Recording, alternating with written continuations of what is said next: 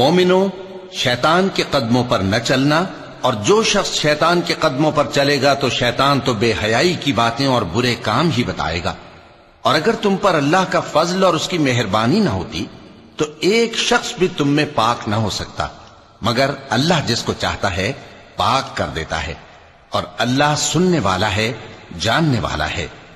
اور جو لوگ تم میں صاحب فضل اور صاحب مال ہیں وہ اس بات کی قسم نہ کھائیں کہ رشتہ داروں اور محتاجوں اور وطن چھوڑ جانے والوں کو کچھ نہیں دیں گے، اور ان کو چاہیے کہ معاف کر دیں اور درگزر کریں۔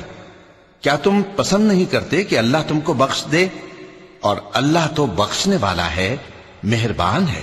جو لوگ پرہیزگار اور برے کاموں سے بے خبر اور ایماندار عورتوں پر بدکاری کی تہمت لگاتے ہیں ان پر دنیا اور آخرت دونوں میں لعنت ہے، اور ان کو سخت عذاب ہوگا، یعنی قیامت کے روز جس دن ان کی زبانیں اور ہاتھ اور پاؤں سب ان کے کاموں کی گواہی دیں گے۔